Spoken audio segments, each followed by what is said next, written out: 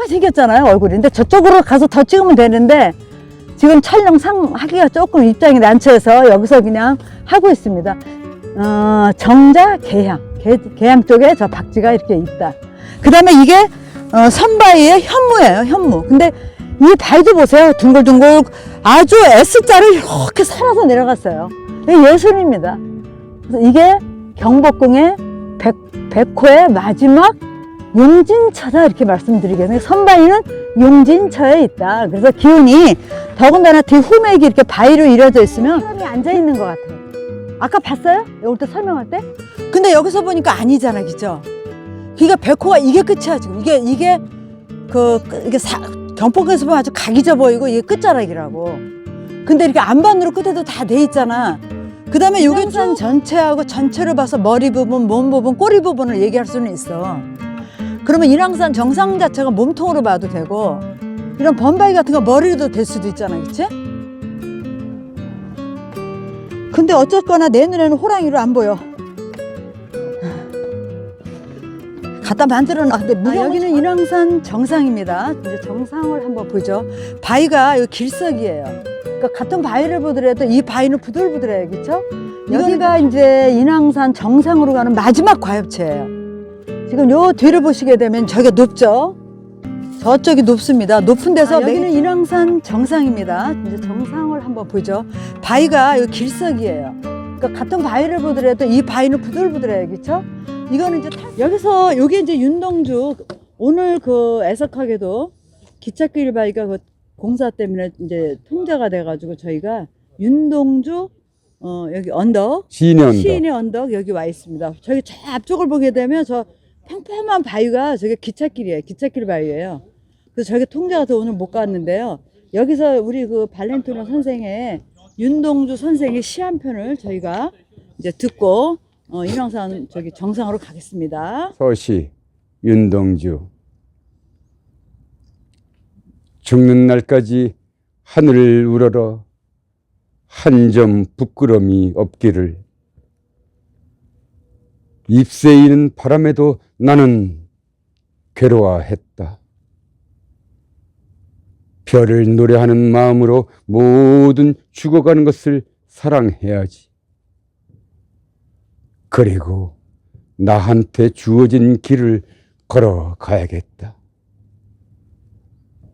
오늘 밤에도 별이 바람에 스치운다.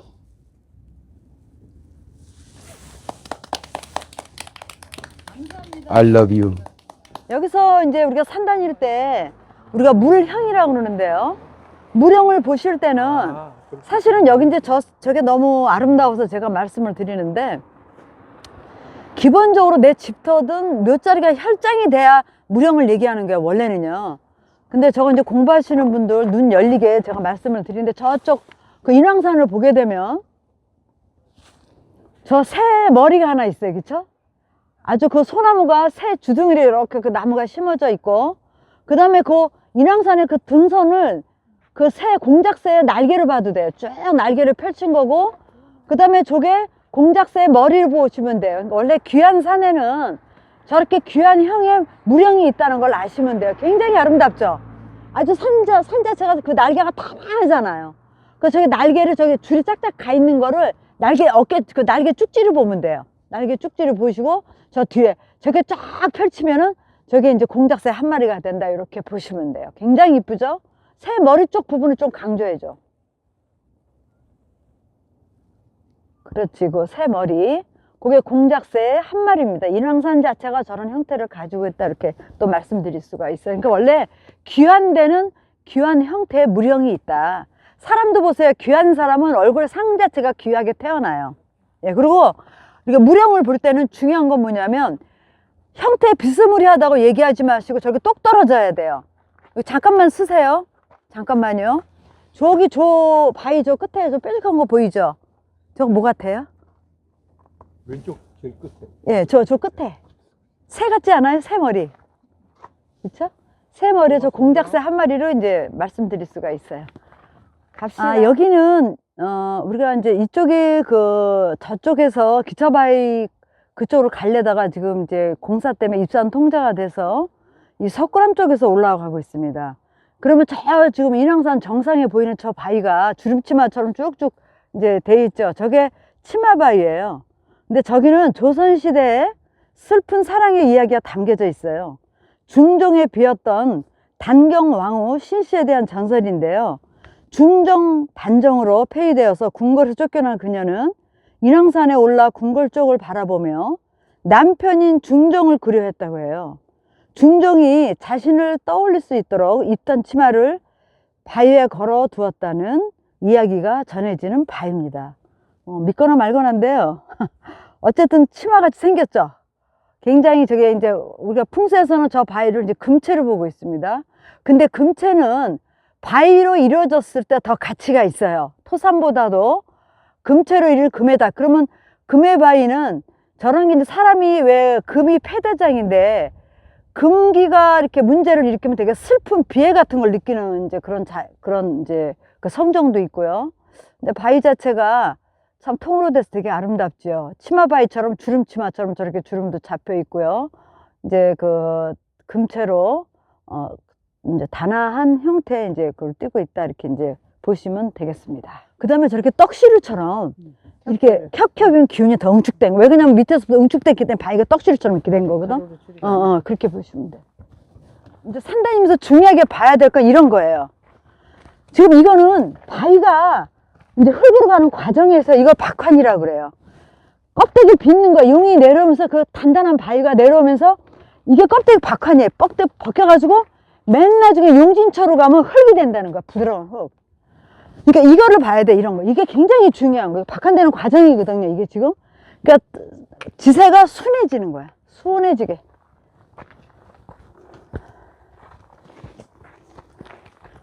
그리고 인왕산의 바위는 길석이에요, 다. 여기 이제 요 바위를 한번 보세요. 요 위에 바위. 바위를 보게 되면 바위가 거의 둥글둥글해요. 각이 하나도 없어요. 앉아도 편안해요, 이런 바위. 그러니까 사람하고 똑같아. 이렇게 둥글둥글해도 늙으면. bakkan 깎여야 돼. 저처럼 날이 서 있으면 안 됩니다. 그래서 이 바위가 만지면은 촉감도 아주 부들부들해. 냉기가 안 올라와. 근데 바위가 박하니한테 강석들을 보면은 딱 되는 순간 냉기가 와. 근데 한번 만져보세요, 진짜 이렇게. 바위가 부들부들한 게 엄청 감이 좋아. 예. 네. 햇빛 조금만 쐬면 따뜻해지더라고. 그럼 이런 데 앉았으면 따뜻하죠. 이 바위가 냉기가 없다니까. 근데 왜 강석이잖아, 대리석처럼 찬기가 올라오잖아. 그 집에서도 보일러 꺼봐봐. 차가워서 발을 디디지가 못하지. 근데 이건 아니라니까. 그 인왕산 바위가 다 오석이야. 이렇게 까맣고, 까맣다는 거는 수의 형태가 있죠. 그러니까 이 자체는 이렇게 둥그런 이거 금채거든? 근데 금상수의 원리라 이거야. 이런 것도 다. 수가 흑색이니까. 그래서 그렇게 보시면 돼. 근데 이게 만약에 백석화처럼 왜 그 차도 같은 거, 그런 것이 다 흉석이야. 그런 게 만약에 집 앞에 있거나 그러면은 그게 청룡 백호에 있는 거에 따라 통변이 달라지는데 이런 거 하나하나 다 보시라는 거.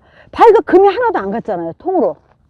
순화돼서 내려와서 쉬더라도 밥을 먹더라도 이런 데서 먹는 거라고, 앉아서. 그 이런 데는 이렇게 다녀도 미끄러지지 않아요. 한번 이런 것도 다 해보세요. 이렇게 자꾸. 너무 겁내지 마시고 산을. 하나의 나의 몸뚱이랑 같다 생각하면 돼. 이 아주 되게 이쁘죠, 길이. 편안하고. 이쪽 길이 굉장히 부드러워요.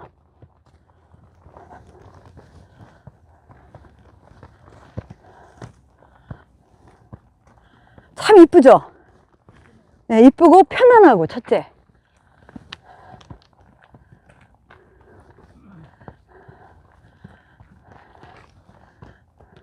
저게 인왕산 정상이거든. 치마바위가. 여기서 보시면 저기 저 있는 저 건물을 볼까요? 저 건물도 아주 완전 고래다 졌어요. 그러니까 물론 이제 뭐 경비 초소 같은 거 남의 눈에 노출 안 되는 게 이제 상책이니까 저렇게 짓는데 잠깐 지내는 건 상관이 없어요. 근데 상주한다 그러면 큰 문제가 생기겠죠. 그래서 또 제가 중요한 건 요걸 하나 보여주려고 그래요. 요 바위. 요게 뭐냐면 요거 지각이 하나예요. 그러면 인왕산에서 이 맥이 하나 이제 가지를 뻗어서 이렇게 갔는데 여기서 S자로 이렇게 돌죠. 이렇게 돌다가 여기서 이렇게 콱 짚어주고 이렇게 돌아버리는 거예요. 이렇게 돌아야 맥이 절로 가겠죠. 여기서 힘을 줘, 밀어줘야. 그러니까 여기도 하나 있죠, 여기도 하나 있죠. 그럼 맥이 절로 갔다는 거. 이미 이제 그렇게 된 거예요. 그러면은 우리가 주맥을 찾을 때도 맥이 거기서도 갈라지는 경우가 있어. 그러면 원래 주맥은 기본이 숨기면서 간다고. 이렇게 개장을 했잖아. 그럼 얘가 앞이 커버리면 안 되잖아. 그럼 얘는 주맥이 아니야. 주맥을 볼 때도 이렇게 펼쳐졌는데 그 중에서 낮은 부분, 양쪽에서 낮은 부분이 맥이 떨어졌다면 그 맥이 좋은 거야. 근데 얘네들보다 팔보다 얘가 높으면 얘는 지각이야. 얘보다 높다, 얘네들보다 얘는 거의 요도가 돼. 맥을 돌리기 위한 거. 지각들이 잡아주고. 그러면 여기서 이거는 벌써 입석이 와가지고 이렇게 안으로 고개를 숙이고 있잖아요. 이쪽으로. 얘도 그렇죠. 그럼 맥은 이렇게 갈 수밖에 없어. 이렇게 가는 거야. 그러면 지금 가닥 저거는 뭐냐? 쟤는 얘를 짚어주는 지각일 뿐이다, 이거지. 예, 그렇게 그거를 이제 산다니다 보면 이게 지각인지 아니면은 용이 가는 건지 이제 이걸 자꾸 보시는 수밖에 없어. 그럼 이렇게 S자를 할 때 이런 지각이 이 흙 맥 자체가 뻗을 수도 좀 바위를 짚어주는 에너지가 엄청나다는 거야, 이게. 그러니까 이게 산 지각 하나랑 똑같다는 거야, 얘가. 견저 힘이. 저런 고래에다가는 집은 안 돼요. 근데 정말 임시로 그냥 와서 잠시 숙소로는 괜찮은데 저게 상주한다 그러면 이제 뒷감당이 안 되죠. 물도 고리니까 바로 앞에서 빠져버리고 뒤에서 골바람을 치니까. 네. 그래서 그 강화에 가면은 제가 아는 지인 집을 보면 밑에서 바람 치고 들어오는데 안주인이 그 바람 치는 쪽에 있단 말이에요, 집이. 이렇게 돼 있잖아, 집이. 그럼 여기서 골에서 바람이 치고 들어오는데 안주인이 이쪽에 계셔. 바깥 양반 여기 있잖아. 바깥 양반 있는 자리가 이게 더 훨씬 나은 거야. 그리고 이 문 방향도 이제 이게 거의 서사택인데 땅이 이렇게 돼서 그래서 문을 바람이 이쪽 치고 들어오면은 계속 여기서 맞아. 그래서 담장을 쳐야 되는 거야. 담장을 칠 때는 무슨 철조망 같은 거 치면 아무 효과가 없어. 바람 다 들어오잖아. 그러니까 담을 쌓아야 돼. 낮더라도. 예. 그 이제 비보야. 그런 게 비보야. 임시 방편. 당장 이사 가기 어려우면 담장이라도 싸라는 소리지.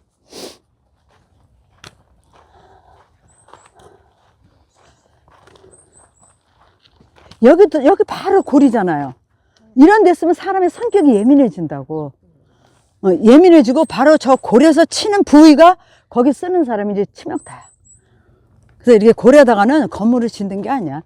이게 이제 경비 초소로 쓰니까 상관없는데. 여기는 인왕산으로 올라가는 이제 분기점인데, 여기 어디냐면은 그 상명대에서 올라오게 되면 홍지문 쪽에서 올라오면 기찻길 바위를 이제 통해서 오는데 저게 기찻길 바위예요. 기차바위고, 그 다음에 저쪽에 보영봉 보이죠? 보영봉과 그 밑에 평창동이 보이고요. 그 다음에 이쪽으로 이렇게 이제 돌려볼까요? 좌측에는 이제 그 북악이 있어요. 그 다음에 청와대가 있고, 저 청와대 보이죠? 저 앞이 이제 경복궁이에요.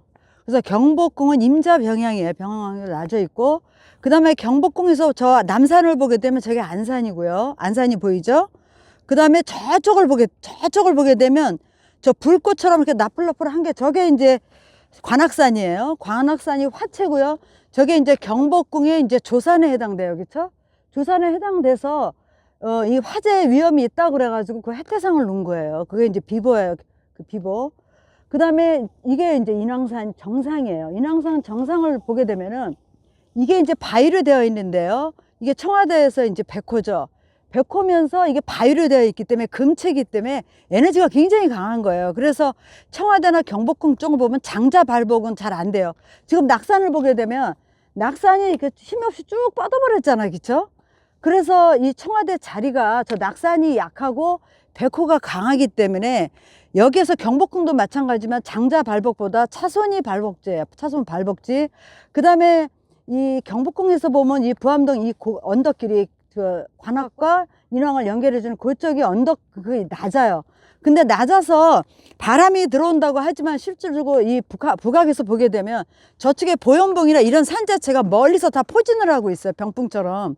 그렇기 때문에 이게 우리가 도읍지로서 여기는 전혀 손색이 없습니다.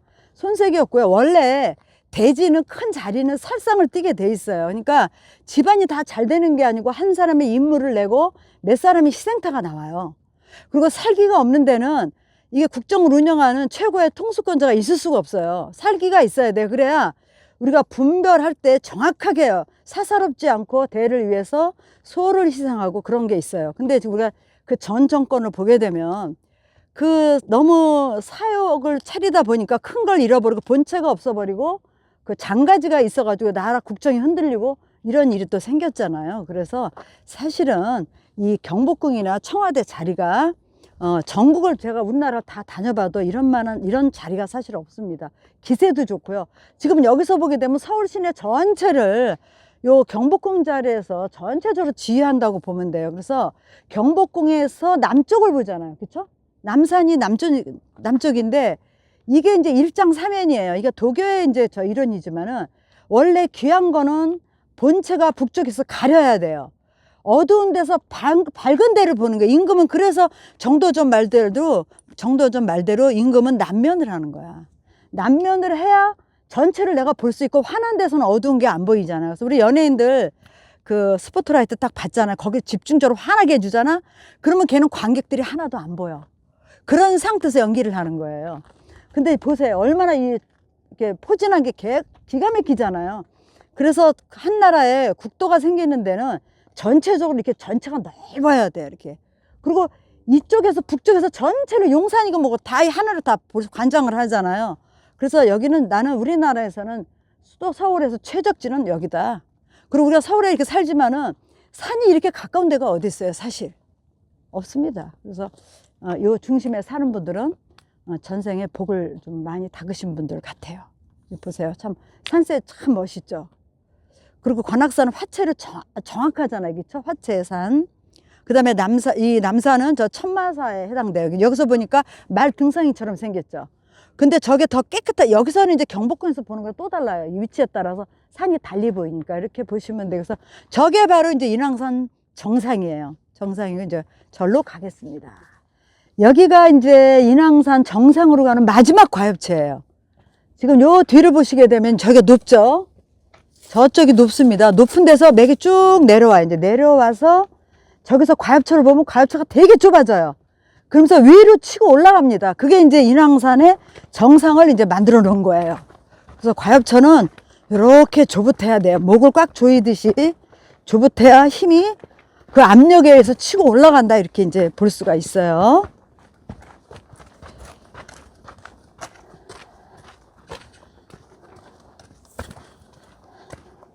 대단합니다. 인왕산 기운이 이게 보통 기운이 아니에요.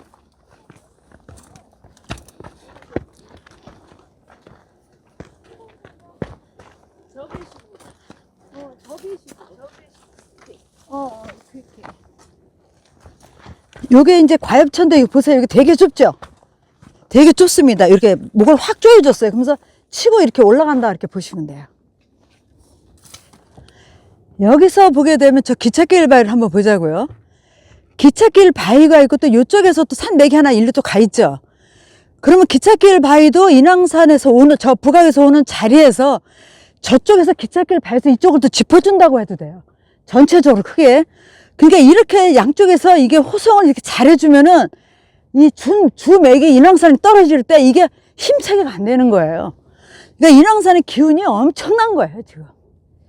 백호의 기운이니까 우리나라가 잘 사는 이유도 바로 이겁니다. 물론 한강이나 청계천 물이 수량이 풍부한 것도 가장 중요한 건 그거고요. 그 다음에 이제 경복궁에서 좌우에서 받쳐주는데 확실히 우측이 강해요. 저 낙산 쪽을 보세요. 낙산 쪽은 뭐 기봉이 없잖아요, 귀사가. 쭉 늘어졌잖아요. 저게 이제 낙산이 이제 용진초가 동대문이잖아요. 근데 그 동대문 가기 전에 이화대 병원이 있었는데 지금 모르겠네요. 그 자리가 그 거의 끝부분에 세워놨고 그 능선에 세워놔서 바람을 다 타잖아요. 그러니까 이 대병원이 굉장히 그 문제가 많이 생기고 좀 시끄러웠던 것 같아요. 그래서 그래요. 그런 게 다 풍수에서 양쪽에 바람을 막아주는 게 없기 때문에 이제 그런 일이 생긴다 이렇게 보시고, 그 다음에 경복궁 자리도 이렇게 보게 되면은 경복궁 자리는 사실 잘 앉았어요. 잘 앉고요. 그 뒤에서 이제 그 청와대 춘추문에서 들어가는 맥이 그 간인용인데요. 간인용인데 아주 잘 들어가고 있습니다. 참 멋지네요. 여기서 봐도 멋있고, 그 춘추문에서 들어가는 용맥이 들어가는 거, 저 그 산 하나 있죠. 그걸로 이제 그 맥에 들어갔는데 좋잖아요. 벌써 좋습니다. 맥이 확 돌면서 들어가는 거, 진입하는 거. 청와대 입장에서는 좌선용이죠. 좌선용으로 이렇게 들어가잖아요. 용이 들어가는 게 다 보여요. 갑시다. 여기는 인왕산 정상입니다. 이제 정상을 한번 보죠. 바위가 이 길석이에요. 그러니까 같은 바위를 보더라도 이 바위는 부들부들해요. 그렇죠? 이거는 이제 탈살이 다 돼가지고 살기가 없는 바위예요. 그리고 인왕산이 금체인데 금체에서 여기 딱 올라가 있죠. 꼭 이거 족들이 쓴 것처럼, 그렇죠? 근데 이런 거 우리가 형태를 볼 때, 멀리서 볼 때 이런 거 자체를 또 족두리 바위로도 보고 뭐 이 무령은 이제 얼마든지 가능해요. 그럼 인왕산에서 보게 되면 지금 남산도 보이고 관악산도 보이고 다 보이죠. 전체적으로 쫙 보입니다.